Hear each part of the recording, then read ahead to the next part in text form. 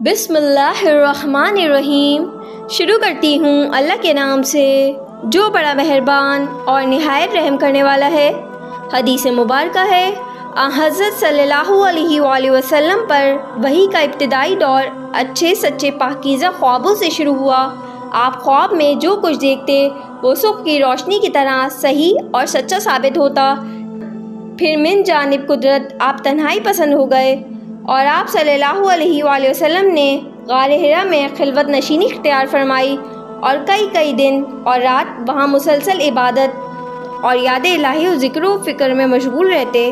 جب تک گھر آنے کو دل نہ چاہتا توشہ ہمراہ لیے ہوئے وہاں رہتے۔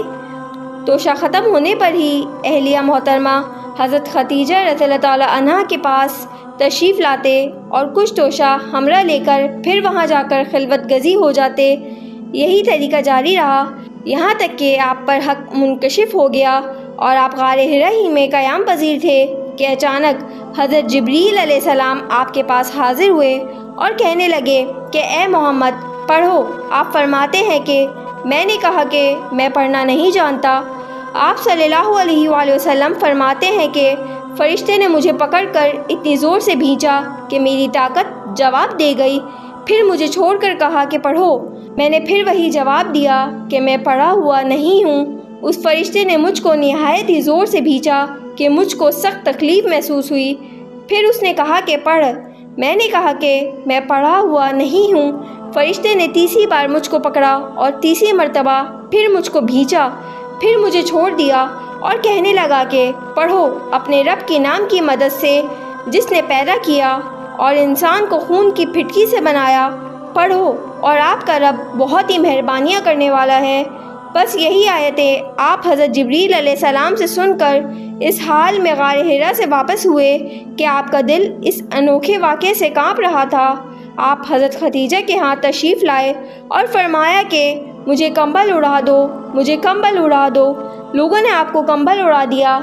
جب آپ کا ڈر جاتا رہا تو آپ نے اپنی زوجہ محترمہ حضرت خدیجہ رضی اللہ تعالی عنہا کو تفصیل کے ساتھ یہ واقعہ سنایا اور فرمانے لگے کہ مجھ کو اب اپنی جان کا خوف ہو گیا ہے۔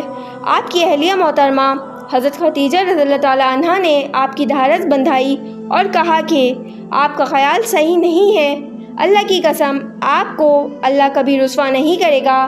آپ تو اخلاق فاضلہ کے مالک ہیں، آپ تو کنبہ پرور ہیں، بے کسوں کا بوجھ اپنے سر پر رکھ لیتے ہیں، مفلسوں کے لیے کماتے ہیں، مہمان نوازی میں آپ بے مثال ہیں اور مشکل وقت میں آپ امر حق کا ساتھ دیتے ہیں۔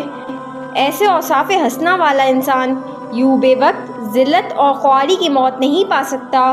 پھر مزید تسلی کے لیے حضرت خدیجہ رضی اللہ تعالیٰ عنہا آپ صلی اللہ علیہ وآلہ وسلم کو ورقہ بن نوفل کے پاس لے گئیں جو ان کے چچا زاد بھائی تھے اور زمانہ جاہلیت میں نصرانی مذہب اختیار کر چکے تھے اور عبرانی زبان کے کاتب تھے۔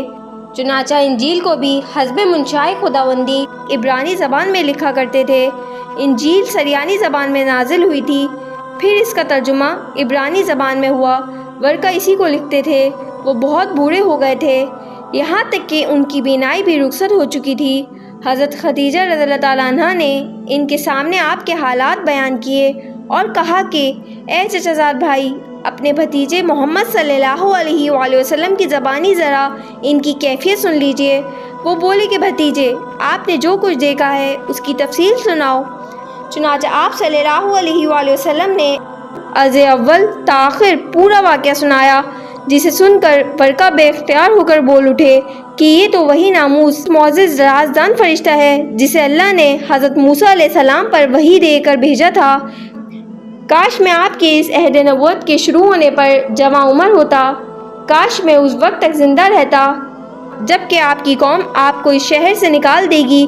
رسول کریم صلی اللہ علیہ وآلہ وسلم نے یہ سن کر تعجب سے پوچھا کہ کیا وہ لوگ مجھ کو نکال دیں گے حالانکہ میں تو ان میں صادق و امین و مقبول ہوں؟ ورقہ بولا ہاں یہ سب کچھ سچ ہے، مگر جو شخص بھی آپ کی طرح امر حق لے کر آیا لوگ اس کے دشمن ہی ہو گئے ہیں۔ اگر مجھے آپ کی نبوت کا وہ زمانہ مل جائے تو میں آپ کی پوری مدد کروں گا۔ مگر ورقہ کچھ دنوں کے بعد انتقال کر گئے۔ پھر کچھ عرصے تک وحی کی آمد موقوف رہی۔ سبحان اللہ۔